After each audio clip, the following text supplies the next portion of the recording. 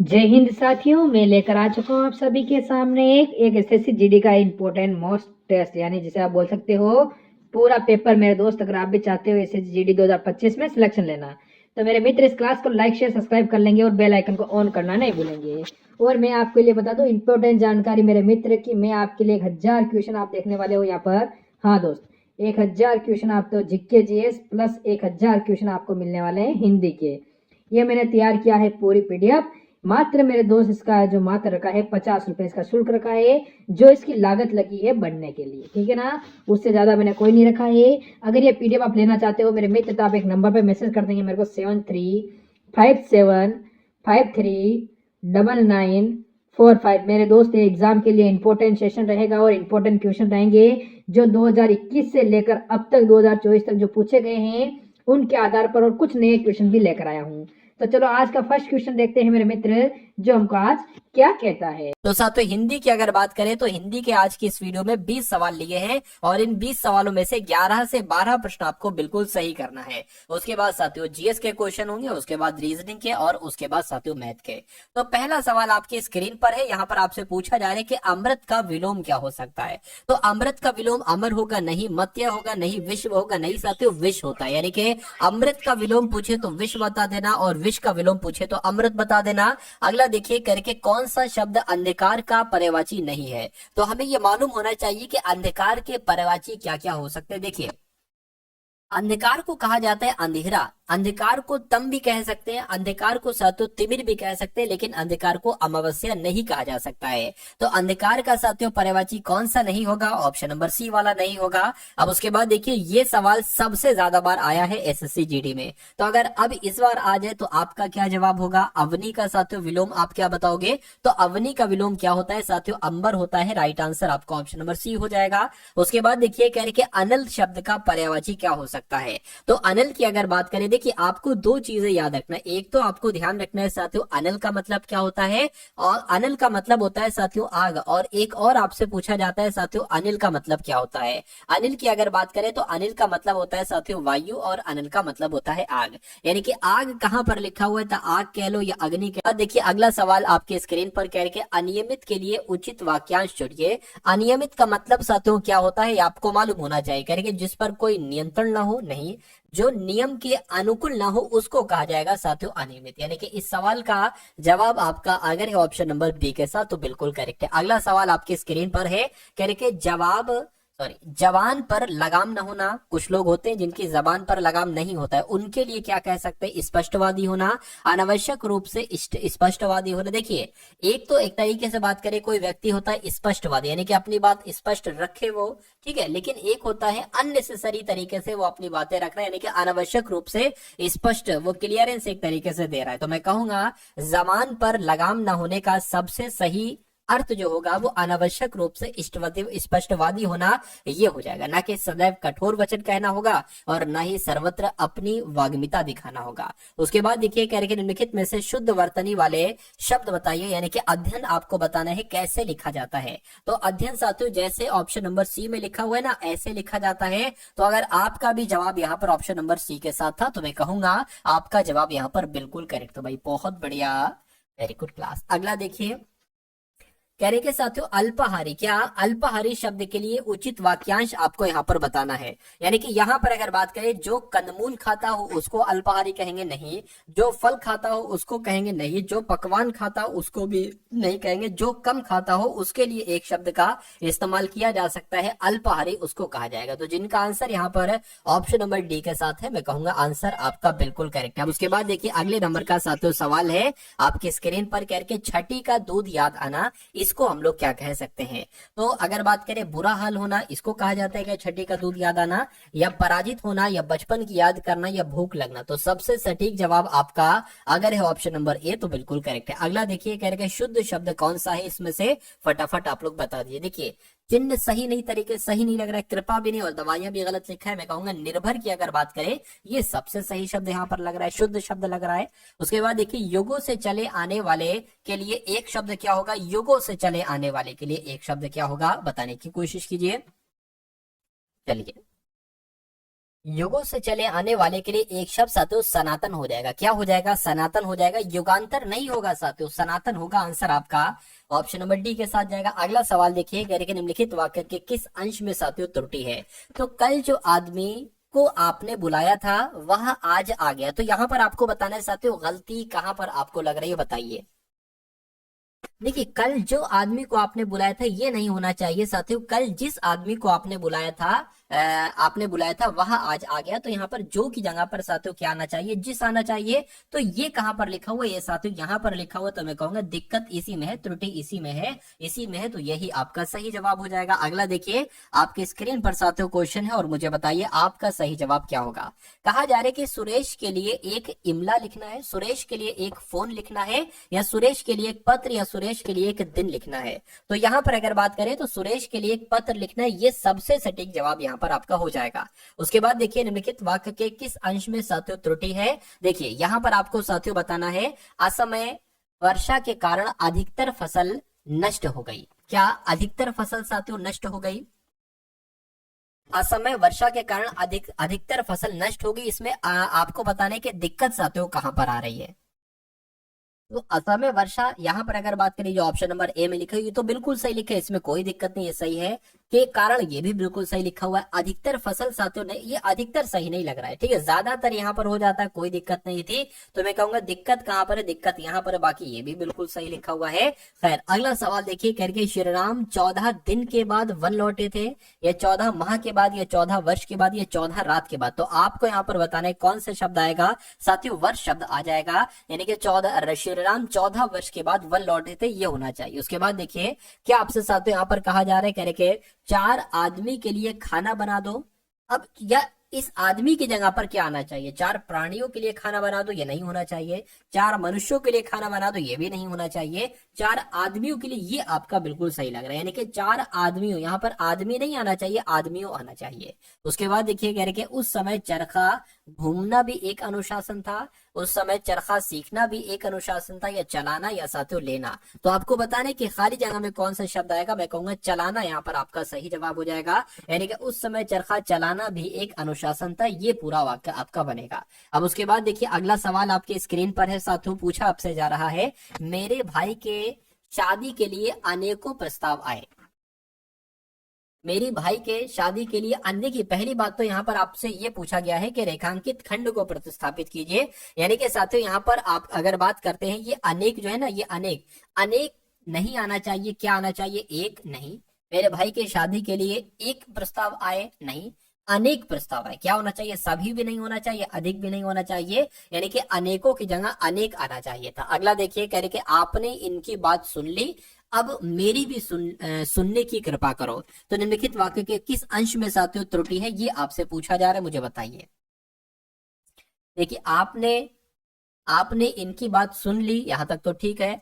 अब मेरी भी, ठीक है, मेरी भी सुनने की कृपा करो, ठीक है। तो यहाँ पर आपको बताने दिक्कत कहां पर? देखिए आपने इनकी, ये बिल्कुल सही लग रहा है। बात सुन ली, ये भी सही लग रहा है।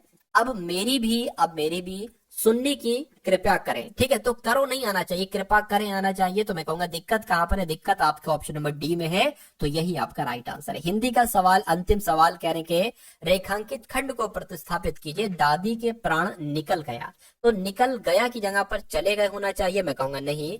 आ गए होना चाहिए, नहीं, निकल गए होना चाहिए। क्या दादी के प्राण निकल गए, ये होना चाहिए आपका वाक्य। तो आपका आंसर अगर है साथियों ऑप्शन नंबर सी के साथ, तो बिल्कुल करेक्ट है। तो हिंदी के साथियों आपने यहाँ पर कितने सवाल देखे? आपने हिंदी के साथियों पूरे के पूरे 20 क्वेश्चन देखे, ठीक है ना। अब साथियों कमेंट सेक्शन में आप लोग यहाँ पर बताइएगा कि 20 क्वेश्चंस में से कितने क्वेश्चंस आपके यहाँ पर सही रहे। और अब यहाँ पर अगर हम लोग बात करते हैं, आप लोग यहाँ पर देख लीजिए साथियों, अब जीएस के 20 सवाल, और इन जीएस के साथियों ये होंगे तो आपके कितने सवाल? 20 सवाल।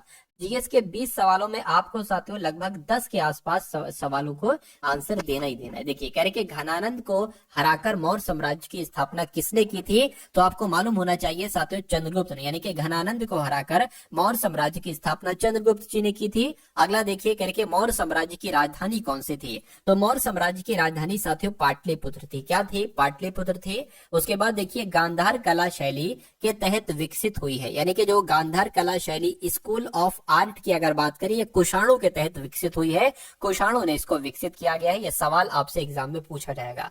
अगला देखिए, कह रहे हैं साथियों, मथुरा कला विद्यालय की आकृति की बनी होती है। तो मथुरा कला विद्यालय की आकृति ये धब्बेदार लाल पत्थर की बनी होती है, ये होना चाहिए।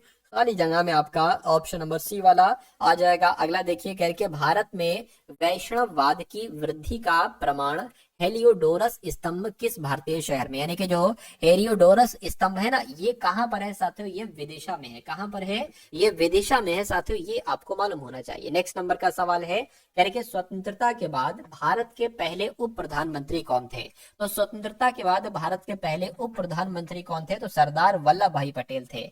उसके बाद देखिए, कह रहे कि भारतीय संविधान में अवशिष्ट मामलों पर कानून बनाने का अधिकार किसे सौंपा गया है, तो साथियों केंद्र सरकार को सौंपा गया है। जब अवशिष्ट मामले होते हैं ना, अवशिष्ट मामलों पर कानून बनाने का अधिकार केंद्र सरकार को सौंपा गया है। उसके बाद देखिए, कह के किसी एक व्यक्ति को भारतीय सर्वोच्च न्यायालय के न्यायाधीश के रूप में नियुक्त होने के लिए उच्च न्यायालय में कितने वर्ष तक साथियों अभ्यास करना पड़ता है, तो 10 वर्ष तक अभ्यास करना पड़ता है। ये भी साथियों इंपॉर्टेंट क्वेश्चन है और आपके एग्जाम में पूछा जाएगा।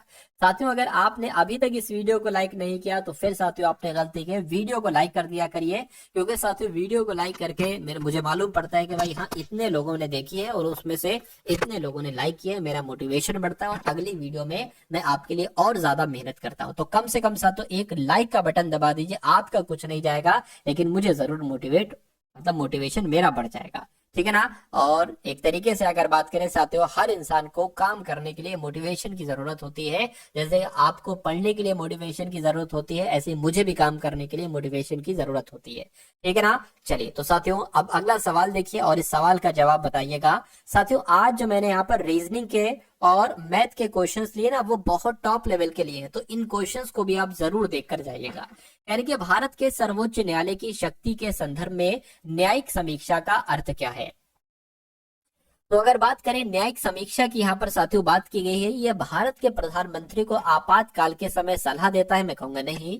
यह भारत के मुख्य न्यायाधीश की शक्तियों और कार्यों को परिभाषित करता है साथियों, नहीं। यह भारत की निचली अदालतों की शक्तियों को नियंत्रित करता है साथियों, नहीं। यह संसद द्वारा पारित किसी भी कानून की संवैधानिकता की जांच करता है। ये आपका बिल्कुल सही हो जाएगा आंसर, यानी कि अगर सवाल ये आता है तो जवाब मैंने आपको बता दिया है। उसके बाद देखिए अगले नंबर का सवाल है, पूछा आपसे जा रहा है कि भारत के न्याय तंत्र में अदालतों का पद अनुक्रम शामिल है, जिसमें सर्वोच्च पर कौन है, यानी कि सबसे ऊपर कौन है, तो साथियों सुप्रीम कोर्ट है, उच्चतम न्यायालय है, सर्वोच्च न्यायालय है। आंसर आपका भी हो जाएगा। अब उसके बाद देखिए साथियों अगले नंबर का सवाल है आपके स्क्रीन पर, इस सवाल को देखिए और बताइए सही जवाब। कह के निम्नलिखित में से कौन सी पर्वत श्रृंखला भारत और पाकिस्तान और चीन तक फैली हुई है। तो किसकी बात चल रही है साथियों, काराकोरम की बात चल रही है, यानी कि जो काराकोरम पर्वत श्रृंखला है ना, ये भारत पाकिस्तान और चीन तक फैली हुई है। इंपॉर्टेंट क्वेश्चन था ये। उसके बाद देखिए कह रहे कि पूर्वी पर्वत श्रृंखला के रूप में जानी जाती है, यानी कि अरावली, काराकोरम, शिवलिक या पटकाई पहाड़ियां। तो पटकाई पहाड़ियों की अगर बात करें तो पटकाई पहाड़ियां साथियों पूर्वी पर्वत श्रृंखला के रूप में जानी जाती है। राइट आंसर आपका ऑप्शन नंबर डी हो जाएगा। अगला देखिए, यानी कि हिमालय की सबसे बाहरी श्रृंखला कौन सी है। तो हिमालय की सबसे बाहरी श्रृंखला साथियों कौन सी है, शिवालिक है। कौन सी है साथियों हिमालय की सबसे बाहरी श्रृंखला, तो शिवालिक है। उसके बाद देखिए बर्फ से ढकी चोटियों वाली एकमात्र पर्वत श्रृंखला कौन सी है। तो कौन सी है साथियों, हिमालय है क्या। बर्फ से ढकी चोटियों वाली एकमात्र पर्वत श्रृंखला कौन सी है, तो हिमालय है। अगला सवाल है कह रहे कि धूपगढ़ चोटी भारत के किस राज्य में है, राजस्थान में या मध्य प्रदेश में या उत्तर प्रदेश में या गुजरात में। तो आपको ध्यान रखना है कि जो धूपगढ़ चोटी कौन से राज्य में है, तो साथियों ये मध्य प्रदेश में स्थित है। अगला देखिए कह रहे कि पश्चिमी घाट की सबसे ऊंची चोटी कौन सी है। तो पश्चिमी घाट की सबसे ऊंची चोटी की अगर बात करते हैं तो साथियों अनामुड़ी है। क्या अनाईमुड़ी भी लिखा होता है कहीं कहीं पर। चलिए अगला सवाल है कह रहे कि गति का कौन सा नियम कहता है कि जब एक पदार्थ दूसरे पदार्थ पर जोर लगाता है तो दूसरा पदार्थ तुरंत पहले पर बल लगाता है, वापस बल लगाता है। तो ये साथियों न्यूटन की गति का तीसरा नियम कहता है। ये क्वेश्चन बहुत इंपॉर्टेंट है, आप लोग ध्यान रखेंगे, ठीक है ना। अगला सवाल है कह रहे कि घोड़ा गाड़ी की गति भौतिक के किस सिद्धांत का उदाहरण है। तो ये साथियों किस सिद्धांत के उदाहरण है, मैं कह सकता हूं न्यूटन के तीसरी गति के नियम का उदाहरण है। जो घोड़ा गाड़ी की गति है ना, ये भौतिक के किस सिद्धांत का उदाहरण है? तो न्यूटन के तृतीय गति के नियम का उदाहरण है। अगला देखिए, कह रहे कि गुरुत्वाकर्षण बल के बारे में निम्नलिखित में से कौन सा कथन सही नहीं है? तो गुरुत्वाकर्षण बल के बारे में कौन सा कथन सही नहीं है आपसे पूछा जा रहा है साथियों। ये एक दूसरे के प्रति, ब्रह्मांड की प्रत्येक वस्तु के आकर्षण के लिए जिम्मेदार बल है, ये बात सही है। यह वस्तुओं के द्रव्यमान के गुणनफल के व्युत्क्रमानुपाती होता है, तो ये बात साथियों गलत है। न्यूटन के गुरुत्वाकर्षण बल पर अपने शोध में केपलर के सिद्धांतों पर भरोसा किया, सही। यह वस्तुओं के बीच की दूरी के वर्ग के व्युत्क्रमानुपाती है, ये आपका बिल्कुल सही हो जाएगा। यानी कि इसमें से कौन सा सही नहीं है? तो मैं कहूंगा ऑप्शन नंबर बी वाला सही नहीं, और बी वाला सही नहीं है, तो यही आपका सही जवाब है। अब उसके बाद देखिए अगला सवाल है, करके मनुष्य में ऑक्सीजन परिवहन के लिए उत्तरदायी है, यानी कि कौन जिम्मेदार है? मैं कहूंगा हीमोग्लोबिन साथियों उत्तरदायी है। यानी कि हीमोग्लोबिन जो है ना, ये मनुष्यों में ऑक्सीजन परिवहन के लिए उत्तरदायी है। राइट आंसर आपका अगर है ऑप्शन नंबर बी के साथ, तो मैं कहूंगा बिल्कुल करेक्ट है। तो यहाँ पर साथियों अब आपके रीजनिंग के क्वेश्चन शुरू हो चुके हैं, तो इन सभी रीजनिंग के क्वेश्चंस को देखिए साथियों और अपनी तैयारी को मजबूत करिए। देखिए यहाँ पर अगर बात करें करके त्रिभुज का संबंध पिरामिड से है, तो आपको बताने के साथियों वही संबंध आपको बताने कि आयत का किससे होगा? चतुर्भुज से, शंकु से, घनाभ से, या साथियों घन से। देखिए जैसे त्रिभुज से पिरामिड का निर्माण किया जाता है, उसी प्रकार आयत से घनाभ का निर्माण किया जाता है। तो आयत का संबंध जो होगा वो साथियों घनाभ से होगा, जिनका आंसर ऑप्शन नंबर बी है। मैं कहूंगा बिल्कुल करेक्ट है। अब उसके बाद देखिए कह रहे कि उस पासे का चयन कीजिए जिसे दी गई शीट को रेखाओं पर मोड़कर बनाया जा सकता है। यानी कि आपके सामने साथियों ये एक ओपन पास है, इसको मैं साथियों लिख दूं, क्या करूं? ये 2 हो गया, ये आपका 1 हो गया, ये साथियों 4 हो गया, और ये क्या हो गया? ये 5 हो गया, और ये साथियों 6 हो गया, और ये 3 हो गया। अब क्लियर दिख रहा है ना आपको? ठीक है। अब देखिए यहाँ पर अगर बात करें, हो सकता है ये आपको क्लियर ना दिख रहा हो, तो यहाँ पर अगर बात करें मैं आपको समझा देता हूँ साथियों। देखिए लिख दूं, क्या करूं? एक सेकेंड। देखिए ये साथियों 2 है, ये 4 है, ये 6 है, ये 1 है, ये 3 है, ये 5 है, और ये 2 है, और साथियों ये क्या है? ये यहाँ पर तो दिखना बंद हो गया। ठीक है, तो मैं कोई और कलर यहाँ पर ले लूं, क्या करूं? कोई और कलर यहाँ पर ले लेता हूँ। कौन सा साथियों? ब्लैक ले लूं? ब्लैक ले लेता हूँ। ठीक है, तो ये आपका क्या हो गया? ये 2 हो गया, ये 6 हो गया, ये 4 हो गया, ये 1 हो गया, और ये साथियों 3 हो गया, ये 5 हो गया। ये बहुत अच्छा कॉन्सेप्ट है साथियों, और इस कॉन्सेप्ट को अगर आप तैयार कर लेते हैं तो आपका ये समझ लीजिए एक सवाल 100% आपका आएगा ही आएगा इससे। देखिए अब ये एक ओपन पास है, ये सारे बंद पास है। अगर मैं आपसे पूछूं कि क्या इस वाले पासे को बंद करके क्या ए वाला पासा बन सकता है या नहीं, सिर्फ यही सवाल पूछूं, इसका जवाब देना है आपको। देखिए यहाँ पर मैं आपको बता दूं, 2 का विपरीत क्या है? 4 है। 2 का विपरीत क्या हो गया साथियों? 4 हो गया, और 4 का विपरीत पूछे तो 2 बता देना। 1 का विपरीत क्या हो जाएगा? 6 हो जाएगा। 1 का विपरीत 6, और 6 का विपरीत 1, 3 बचा। 3 का विपरीत, तो 3 का विपरीत क्या हो जाएगा? 5 हो जाएगा। यहाँ पर देखिए तो 2 यहाँ पर है, तो अब 2 का विपरीत तो नीचे होना चाहिए साथियों। 2 का विपरीत यहाँ पर क्या है? 4 है, तो ये तो सामने दे रखा है। 2 का विपरीत होना यहाँ पर चाहिए था, तो ये पासा नहीं बन सकता है। इसकी अगर बात करें तो देखिए 1 का विपरीत यहाँ पर क्या है? 6 है, तो 1 का विपरीत 6 है ना। 1 का विपरीत 6 नहीं दिख रहा है, 6 कोई दिक्कत नहीं, सही है। अब देखिए 3 का विपरीत यहाँ पर 5 दे रखा है, तो 3 का विपरीत तो यहाँ पर होना चाहिए इधर को, लेकिन ये यहाँ पर दे दिया गया, तो मैं कहूंगा ये भी नहीं बन सकता है। इसकी अगर बात करते हैं साथियों हम लोग, देखिए 2 है ना, तो 2 का विपरीत क्या है? 4 है ना, यहाँ पर 4 नहीं है, ठीक है। 1 का विपरीत 6 है, यहाँ पर 6 नहीं है, ठीक है। 5 के विपरीत 3 है, 3 नहीं है, यानी कि ये वाला पासा बन जाएगा। इसकी बात करते हैं 2 का विपरीत साथ। देखिए 5 के विपरीत 3 यहाँ पर है, 5 के विपरीत 3 है ना, तो 5 के विपरीत 3 तो सामने आ गया, होना नहीं चाहिए था सामने, तो ये भी नहीं बन सकता है। तो मैं कहूंगा सिर्फ और सिर्फ ऑप्शन नंबर ये सी वाला पासा बन सकता है। तो यही आपका क्या होगा साथियों? यही आपका बिल्कुल करेक्ट आंसर हो जाता है भाई। बहुत बढ़िया, वेरी गुड क्लास। अब उसके बाद देख लीजिए नेक्स्ट नंबर का साथियों सवाल आपकी स्क्रीन पर है। इस क्वेश्चन को देखिए और साथियों बताइए कि इस क्वेश्चन का राइट आंसर आपका क्या होगा। यानी कि जैसे QGNB से ZPWQ बनाया गया, उसी प्रकार HLMO से साथियों क्या बनाया जा सकता है, मुझे बताइए। देखिए ये होता है साथियों 17 पर, ये 7 पर होता है, N 14 पर होता है, B साथियों 2 पर होता है, जेड की बात करें तो 26 पर होता है, पी 16 पर होता है, डब्ल्यू 23 पर होता है, के 11 पर होता है। देखिए यहां पर अगर बात करें साथियों, ये 17 से 26 हो गए यानी कि 9 बड़ा है, 7 से 16 हो गए यानी कि 9 बड़ा है, 14 से 23 9 बड़ा है, 2 से 11 9 बड़ा है, यानी कि इन सब में भी साथियों हमें 9 9 9 प्लस करना पड़ेगा। तो एच 8 पर होता है, इसमें 9 प्लस करेंगे तो कितना हो जाएगा साथियों 17, यानी कि 17 पर क्यू होता है। तो क्यू हमें दिख गया है साथियों, सिर्फ और सिर्फ ऑप्शन नंबर डी वाले में है क्यू। ठीक है, बाकी इसमें भी 9 जोड़ोगे, इसमें भी सब में 9 9 9 जुड़ेगा। फिर अगला सवाल देखिए साथियों, आपकी स्क्रीन पर है। इस सवाल को देखिए और बताइए राइट आंसर क्या होगा। ये क्वेश्चन बहुत इंपॉर्टेंट है। देखिए यानी कि मयंक इज ग्रेट को री गी नी लिखा जा सकता है, यानी कि मयंक का कोड हो सकता हो री हो सकता हो गी हो सकता हो नी हो। ठीक है, इसमें से इसका कोड भी हो सकता हो कुछ हो। उसके बाद लिखा हुआ है is he is an Indian को लिखा जा सकता है टी री पी मी। हो सकता हो इंडियन का कोड मी हो सकता हो पी हो सकता हो री हो, कुछ भी हो सकता है। उसके बाद लिखा हुआ ग्रेट इंडियन कल्चर का कोड पी जी से है। तो आपसे पूछा ही जा रहा है कि मयंक कोड साथियों क्या है। अब देखिए मयंक हमें कहां पर दिख रहा है, मयंक हमें यहां पर दिख रहा है, क्या और कहीं पर हमें मयंक दिख रहा है? नहीं। यानी कि अगर हम बात करें मयंक का कोड इसमें से ही होगा, री या तो जी या तो नी।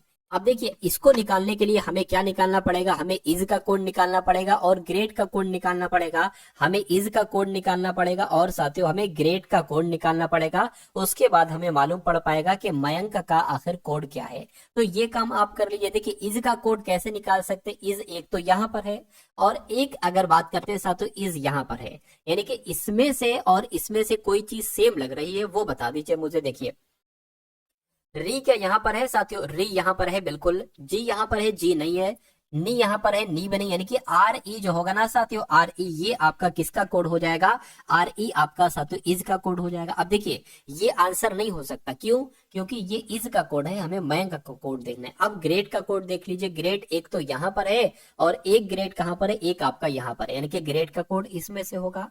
अब देखिए जीई इसमें मिल रहा है, एनई नहीं मिल रहा, यानी कि जीई क्या हो जाएगा, जीई आपका ग्रेड का कोड हो जाएगा। अब जीई आपका ग्रेड का कोड हो गया, आर ई आपका इज का कोड हो गया, बचा क्या एनई, तो एनई आपका मयंक का कोड हो जाएगा।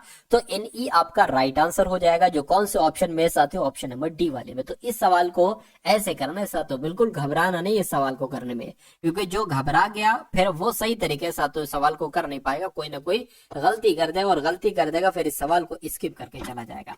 अब इस सवाल की अगर बात करें करके एच है खाली जगह है, एम टी है खाली जगह है, एच ओ खाली जगह है, T C H O M है खाली जगह है, सी है खाली जगह है, ओ है खाली जगह है, टी सी है। अब देखिए सबसे पहले आपको काम करना है कि इन सभी को काउंट करिए जरा, 1 2 3 4 5 6 7 8 9 10 11 12 13 14 15 16 17 18 19 20, यानी कि 20 लेटर है। तो मैं कहूंगा कितने कितने का साथियों पेयर बनना चाहिए, 5 5 का बना कर देखे, 5 5 का।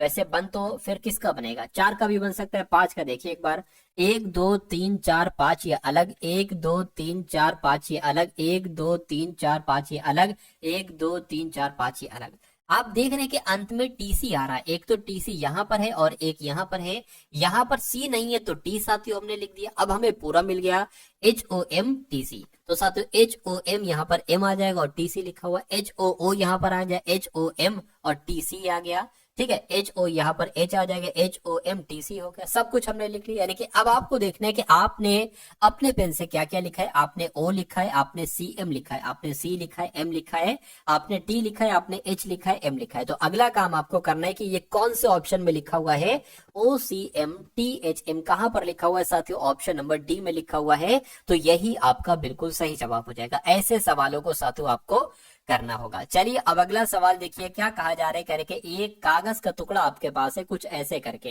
इस कागज के टुकड़े को आपने बीच से ऐसे फोल्ड किया और ये वाला पार्ट आप इधर ले आए, यानी कि अब आपके पास एक ऐसा कागज का टुकड़ा आ गया, एक के ऊपर एक रख के आपने इसको यहां से फोल्ड किया, ये वाला पार्ट आप इसके ऊपर ले आए और अब आपके पास एक कागज का टुकड़ा ऐसे आ गया है। आपने साथियों बीच से इसको यहां से फोल्ड किया और ये वाला पार्ट आप इसके ऊपर ले आए, यानी कि अब आपके पास एक ऐसा कागज का टुकड़ा आ चुका है। आपने क्या किया, बीच पे एक होल कर दिया, बीच में एक छेद कर दिया।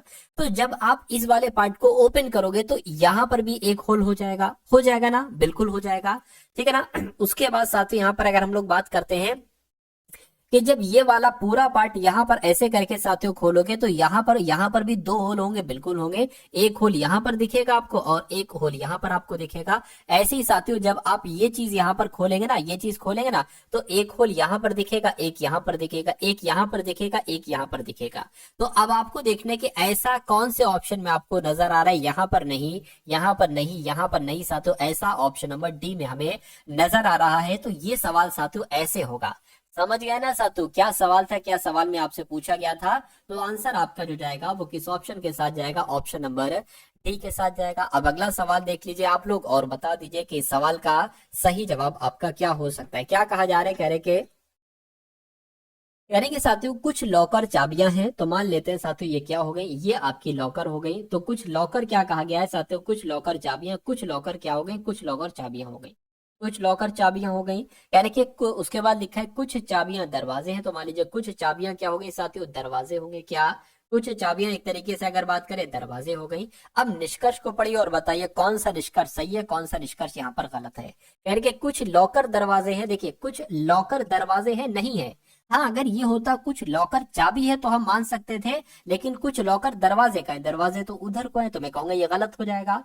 सभी चाबियां दरवाजे हैं, देखिए सभी चाबियां दरवाजे कैसे हो सकता है। हाँ, अगर ये कहा जाता कि कुछ चाबियां दरवाजे हैं तो हमारा सही हो जाता, तो ये भी आपका गलत हो जाएगा। तो मैं कहूंगा यहाँ पर कौन से ऑप्शन में ऐसा लिखा हुआ है कि ना तो निष्कर्ष 1 और ना ही निष्कर्ष 2 पालन करता है, ऐसा ऑप्शन नंबर डी में लिखा हुआ है। तो ऑप्शन नंबर डी आपका बिल्कुल सही जवाब हो जाएगा। अगला सवाल, एक नया कॉन्सेप्ट आपके सामने आ चुका है। कह रहे कि एक विशिष्ट भाषा में FBULK को क्या लिखा जाता है, 4 2 1 2 4 1 1 लिखा जाता है। तो आपको बताने कि INCH को क्या लिखा जा सकता है साथियों, बताइए। देखिए यहाँ पर अगर थोड़ी सी आप समझदारी करेंगे, अच्छा यहाँ पर K को तो 11 लिखा गया है, लेकिन B को 42 कैसे लिख दिया, ये मेरी बात समझ में नहीं आ। यू को क्या लिख दिया गया है, 12 लिख दिया गया, एल को 4 ऐसे करके है। अच्छा ऐसा कर सकते हैं, देखिए बी 2 पर होता है ना, इसका डबल कर दिया गया 4, ठीक है। यू 21 पर होता है तो यू का 21 कर दिया गया, ठीक है। एल 12 पर होता है, 12 का डबल कर दिया गया 24। अच्छा तो ये बात है, ठीक है। देखिए बी का डबल किया गया था, यानी कि 9 का डबल करेंगे तो साथियों आई का डबल करेंगे 9, 9 का डबल 18 हो जाएगा। एन की अगर बात करें, अब यू 21 पर था तो एन 14 पर आ जाएगा।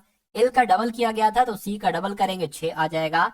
एच का जैसे मतलब के का जैसा जिस नंबर पे आता है वही नंबर लिख दिया गया, तो यहाँ पर एच का 8 आ जाएगा। तो 18 14 68 कहाँ पर लिखा हुआ है, 18 14 68 ऑप्शन नंबर सी में लिखा हुआ है। तो ये क्या होगा साथियों, ये आपका बिल्कुल सही जवाब हो जाएगा। अगला सवाल आपकी स्क्रीन पर है साथियों, देखिए इस सवाल को और बताइए सही जवाब आपका क्या हो सकता है। क्या कहा जा रहा है, कह रहे कि साथियों कबूतर, भालू, पक्षी, इसका वेन आरेख आपको यहाँ पर बताना है। देखिए अगर कबूतर एक पक्षी ही तो होता है, मान लीजिए ये पक्षी हो गए, ठीक है, तो पक्षियों के अंदर ही तो कबूतर आएगा, ठीक है। लेकिन भालू ना तो कबूतर होता है ना पक्षी होता है, तो इसका ये अलग हमें बनाना पड़ेगा। तो ऐसा साथियों कहां पर बनाया गया है साथियों, यहाँ पर नहीं, यहाँ पर नहीं, यहाँ पर नहीं, ऐसा ऑप्शन नंबर डी में नजर आ रहा होगा आपको। तो इस सवाल का जवाब आपका ऑप्शन नंबर डी हो जाएगा। उसके बाद देखिए अगले नंबर का साथियों सवाल है, कहा जा रहा है कि CQ6RUL को आप अगर दर्पण में देखेंगे तो ये कैसा दिखाई देगा। पहले पॉइंट आपको ध्यान रखना है कि जो सबसे अंत वाला लेटर होता है वो सबसे पहले बनता है, ठीक है। यू जैसा है वैसा बनेगा, आर की अगर बात करें ऐसा बनेगा, 6 आपका ऐसा बनेगा, क्यू की अगर बात करें दर्पण में ऐसा दिखेगा, सी दर्पण में ऐसा दिखेगा। तो अब आपको बताने कि ऐसा कौन से ऑप्शन में यहाँ पर साथियों आपको नजर आ रहा है, बताइए। देखिए यहाँ पर तो गलत हो जाएगा, ये क्यू एक तरीके से गलत है। यहाँ पर अगर बात करें साथियों 9 गलत है, ठीक है ना, ये भी एक तरीके से गलत लग रहा है, ये वाला आपका हो जाएगा। यानी कि आंसर आपका जो जाएगा वो किस ऑप्शन के साथ जाएगा, वो ऑप्शन नंबर डी के साथ जाएगा। उसके बाद देखिए साथियों अगले नंबर का सवाल है आपकी स्क्रीन पर, इस सवाल को देखिए और इस सवाल का साथियों सही जवाब बताने की कोशिश कीजिए। कह रहे कि निम्न के 4 अक्षर समूह दिए गए, ठीक है, 3 किसी तरह से संगत है, ठीक है, 1 असंगत है, यानी कि 1 असमान है, उस असमान वाले का साथियों आपको चयन करना है। देखिए ये इसको करने का तरीका साथियों क्या है, मैं आपको बता देता हूँ। प्लेस वैल्यू आप लिख लीजिए, यू जो होता है वो 21 पर होता है, वाई आपका 25 पर होता है, डब्ल्यू आपका 23 पर होता है, ठीक है। एल की अगर बात करें एल 12 पर होता है, पी 16 पर होता है, एन 14 पर होता है। उसी प्रकार साथियों डी 4 पर होता है, एच 8 पर होता है, एफ आपका 6 पर होता है। और अगर बात करें साथियों ओ की, ओ 15 पर आपका होता है, Q 17 पर होता है, P 16 पर होता है। अब यहाँ पर देखिए कि सबसे अलग कौन सा ऑप्शन है। इसमें साथियों कितना प्लस किया गया है, 4, और इसमें साथियों 2 माइनस किया गया है। इसमें भी साथियों 4 प्लस किया गया है और इसमें 2 माइनस किया गया है। अच्छा, इसमें भी 4 प्लस किया गया और इसमें भी 2 माइनस किया गया है। इसकी अगर बात करें 2 प्लस किया गया है और यहाँ पर 1 माइनस किया गया, तो सबसे अलग कौन सा होगा? ऑप्शन नंबर डी वाला होगा, सबसे अलग होगा साथियों। तो सबसे अलग है तो यही आपका बिल्कुल सही जवाब हो जाएगा। अब यहाँ पर अगर बात करें तो मैथ के क्वेश्चन साथियों आपके सामने आ चुके हैं। कौन से क्वेश्चंस? मैथ के क्वेश्चंस यहाँ पर साथियों अब आप लोग देखेंगे। चलिए, तो मैथ का पहला सवाल है, कहा क्या जा रहा है, कहने के 21 मीटर त्रिज्या वाले किसी वृत्ताकार पार्क, यानी कि कोई वृत्ताकार पार्क है और इसकी त्रिज्या इस पार्क की कितनी है? 21 मीटर इस पार्क की त्रिज्या है। कहेंगे इस वृत्ताकार पार्क का एक चक्कर, यानी कि इसका एक चक्कर एक वर्गाकार पार्क की अगर बात करें, एक वर्गाकार पार्क के चक्कर के बराबर है। यानी कि इसमें जितनी दूरी ऐसे चली जाती है वही दूरी साथियों यहाँ पर चली जाती है। इनके कहने का मतलब ये है, यानी कि साथियों अगर हम बात करते हैं कि वृत्त का परिमाप क्या, वृत्त का परिमाप बराबर है किसके? वर्ग के परिमाप के बराबर है, वर्ग के परिमाप के बराबर है। यहाँ पर ये बात आपकी साथियों क्लियर हो गई है। अब वृत्त की अगर बात करें, वृत्त का परिमाप बराबर क्या होता है? 2πr, और वर्ग का परिमाप क्या होता है साथियों? 4a होता है। 4a क्यों होता है? क्योंकि हमने इसको a माना है, तो इसको a माना है, ये भी a है, ये है, तो 4a ही तो हो जाएगा साथियों इस पूरे का ऐसे करके परिमाप। और इसकी ऐसे करके ये कितनी होगी दूरी? तो 2πr होगी। अब देखिए 2 की जगह पर 2 लिख सकते हैं, 22 की पाई की वैल्यू 22/7 हो जाएगी। r यहाँ पर दे रखा है 21 मीटर है, तो यहाँ पर 21 मीटर आ जाएगा। ये 4a है। अब हमें यहाँ पर साथियों क्या करना है? कहने के वर्गाकार पार्क की भुजा ज्ञात कीजिए, यानी कि इस वर्गाकार पार्क की भुजा ज्ञात कीजिए। इसकी भुजा हमने मान ली है साथियों a, यानी कि a का मान आपसे पूछा जा रहा है, तो यहाँ पर इसको कैलकुलेट कर लीजिए और ये a जो है ना, इसी का ही मान आपको यहाँ पर बता देना। चलिए, 7 एकम 7, 7 तियां आपका 21 हो जाएगा। इसकी अगर बात करें साथियों 22 गुना कितना हो जाएगा? 44 हो जाएगा। 44 हो जाएगा गुणा आपका 3 हो जाएगा बराबर, ये 4a जो है ना साथियों ये नीचे आ जाएगा। 44 गुणा 3/4 आ गया बराबर आपका a आ गया। 4 से कट करेंगे 11 आ जाएगा, यानी कि a बराबर आपका 33 आ जाएगा। तो मैं कहूंगा क्या कि वर्गाकार पार्क की भुजा की लंबाई कितनी हो जाएगी साथियों? 33 मीटर हो जाएगी, और 33 मीटर आपका बिल्कुल सही जवाब हो जाएगा। उसके बाद देखिए अगले नंबर का साथियों सवाल है आपके स्क्रीन पर, कहने के वह सबसे छोटी संख्या ज्ञात कीजिए। इन ऑप्शन में से वह सबसे छोटी संख्या ज्ञात कीजिए जिसे 8 से 9 से 10 से अगर विभाजित किया जाता है तो प्रत्येक में शेषफल 1 ही बचता है। देखिए अगर हम साथियों इसको 8 से अगर भाग करते हैं, ठीक है, देखिए अगर इसको हम 10 से भाग करते हैं तो शेषफल क्या बचेगा? 1 नहीं बचेगा, पूरा पूरा कट जाएगा, तो ये हमारा आंसर नहीं हो सकता। इसकी अगर बात करते हैं साथियों, अगर हम इसको 10 से भाग देते हैं तो मैं कह सकता हूँ शेषफल 1 नहीं बच सकता। हाँ, अगर इसको 10 से भाग देते हैं तो शेषफल 1 बच जाएगा। ठीक है, 10 तो क्लियर हो गया। 9 से अगर बात करें, 9 से अगर करें 9 चौक 36, शेषफल 1 बच गया। अगर 8 की बात करें, 8 16, इसको यहाँ पर देख लो, 8 का 8 16, 8 3 24 हो जाएगा, 8 चौको 32 हो जाएगा। कितना जाएगा? कितना जाएगा साथियों? 4 जाएगा, 41 हो गया, 8 पंजे 40, तो ये 41 है, 1 बचा। तो मैं कहूंगा साथियों तीनों नंबर से हमने इसको कट करके देख लिया एक तरीके से। 8 से 9 से 10 से प्रत्येक बार में एक शेषफल यहाँ पर बच रहा है। एक परीक्षा में उत्तीर्ण प्रतिशत कुल अंकों का 35%। इस सवाल को साथियों बहुत अच्छे तरीके से आप लोग समझने की कोशिश कीजिएगा। कहने कि एक परीक्षा में उत्तीर्ण प्रतिशत यानी कि जो पासिंग मार्क्स है, पासिंग मार्क्स का परसेंटेज एक तरीके से कुल अंकों का 35% है। यानी कि अगर कोई बच्चा 100 में से 35 नंबर ले आता है तो उसको पास माना जाएगा। ठीक है, करके एक छात्र ने 390 अंक प्राप्त किए और उसे 65 अंकों से उत्तीर्ण कर दिया गया। यानी कि अगर 390 अंक उसने प्राप्त किए हैं, अगर उसके 65 अंक और आ जाते तो वो पास हो जाता। इसका मतलब ये है एक छात्र ने 390 अंक प्राप्त किए, उसे 65 अंकों से अनुत्तीर्ण कर दिया गया, तो 65 अंक और आते तो वो पासिंग मार्क्स उसको मिल जाते। ये यहाँ पर कहा गया है। यानी कि परीक्षा के कुल अंक कितने होने चाहिए, यानी कि 100% की वैल्यू आपसे पूछी जा रही है। तो अगर हम साथियों मान लेते हैं परीक्षा के कुल अंक कितने होने चाहिए, x होने चाहिए मान लेते हैं। अब ये क्या हो गए, ये आपके मान लीजिए कुल अंक हो गए, और ये एक तरीके से पता क्या है, ये 35% है। क्यों 35% है? क्योंकि ये पासिंग मार्क्स है। तो मैं कहूंगा इस कुल अंक का ये क्या है, ये 35% है। ये 390 प्लस 65, समझ रहे हैं ना साथियों। ठीक है, तो इसको कैलकुलेट कर लो, यहां से x का मान निकाल लो, आंसर आपका आपके सामने आ जाएगा। 390 प्लस 65 साथियों कितने हो जाएंगे, मैं कहूंगा 455 हो जाएंगे। अब इसकी गुणा साथियों 100 से हो जाएगी और ये आपका 35 यहाँ पर नीचे आ जाएगा और ये x का मान निकल आएगा। इसको अगर कट करेंगे 5 से, 5 सत्ते 35 हो जाएगा और यहाँ पर साथियों 20 आ जाएगा। इसको एक बार 7 से अगर कट करें तो साथियों कितना, 7 छंग आपका 7 छंग 42 हो जाएगा, 7 पंजे 35 हो जाएगा।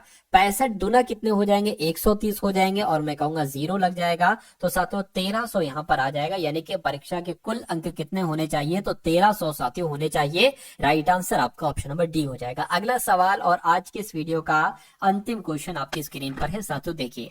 यानी कि जब 38 किलोग्राम के भार वाले एक व्यक्ति को नए व्यक्ति के द्वारा प्रतिस्थापित किया जाता है, यानी कि एक ग्रुप है, उसमें कितने लोग हैं साथियों, 5 लोग हैं मान लीजिए। तो इन 5 लोगों में से एक बंदे को निकाला जाता है और जिसको निकाला जाता है ना, उसका वजन 38 किलोग्राम है। तो 38 वजन वाले किलोग्राम वाले व्यक्ति को निकालकर एक नया व्यक्ति इसमें साथियों उस ग्रुप में डाल दिया जाता है। ठीक है, तो कह रहे कि 5 व्यक्तियों के औसत भार में जब ऐसा होता है ना, तो 5 व्यक्तियों के औसत भार में 2.8 केजी की वृद्धि हो जाती है। तो नए व्यक्ति का भार क्या है, देखिए ये सवाल आपसे पूछा जाता है, पूरा सवाल का स्ट्रक्चर ऐसा ही होता है, सिर्फ नंबरिंग चेंज कर दी जाती है। 5 की जगह 6, 2.8 की जगह कुछ भी कर देंगे, 38 की जगह 45, 40 कुछ भी कर देंगे। इसका एक सूत्र होता है, मैं कहूंगा सूत्र आप लोग साथियों ध्यान कर लीजिए। ठीक है ना, देखिए पूछा आपसे जा रहा है नए व्यक्ति का भार क्या होगा, तो साथियों हम देख लेते हैं नए व्यक्ति का भार आपसे यहाँ पर पूछा जा रहा है। एक काम करिए, एक सेकंड रुकिए, क्या पूछा जा रहा है साथियों, यहाँ पर अगर बात करते हैं नए व्यक्ति का भार आपसे यहाँ पर पूछा जा रहा है, तो नए व्यक्ति का भार यहाँ पर हम लोग निकालेंगे। नए व्यक्ति का भार बराबर साथियों कितना निकाल लेंगे, पुराने व्यक्ति का भार, क्या पुराने व्यक्ति का भार। ठीक है भाई, पुराने व्यक्ति का भार हो गया, ये पुराने व्यक्ति का भार। उसके बाद क्या है, प्लस आपको करना है व्यक्तियों की संख्या। अब कितने व्यक्तियों की संख्या यहाँ पर बताई गई साथियों, 5 व्यक्तियों की संख्या यहाँ पर बताई गई। ठीक है, उसके बाद साथियों गुणा लगा लेंगे और औसत भार में कितनी वृद्धि हुई है, वृद्धि की साथियों कितनी हुई है, वृद्धि आपकी हुई है 2.8 केजी। तो बस साथियों नए व्यक्ति का भार कैसे निकालेंगे, नए व्यक्ति, ठीक है ना, और यही आपसे पूछा जा रहा है कि नए व्यक्ति का भार कितना होगा। तो नए व्यक्ति का भार बराबर पुराने व्यक्ति का भार, पुराने व्यक्ति का भार 38 केजी था, तो साथियों 38 केजी आ गया, प्लस आपकी संख्या, लोगों की संख्या कितनी थी, 5 हो गई, और गुणा साथियों वृद्धि कितने की हुई, तो 2.8 की हो गई। इसको साथियों आप कैलकुलेट कर लीजिए, 2.8 की गुणा 5 से करा लीजिए, 2.8 की गुणा साथियों 5 से कराते हैं, 8 पंजे आपका 40 हो जाएगा, 5 दूना 10 और 14, यानी कि इसकी जगह पर 14 आ जाएगा और प्लस आपका साथियों ये 38 हो गया। तो मैं कहूंगा नए व्यक्ति का भार साथियों कितना आ जाएगा, यहाँ पर अगर बात करें साथियों 52 आ जाएगा, यानी कि 52 केजी आपका नए व्यक्ति का भार हो जाएगा और यही आपका क्या होगा, यही आपका बिल्कुल सही जवाब हो जाएगा भाई। बहुत बढ़िया।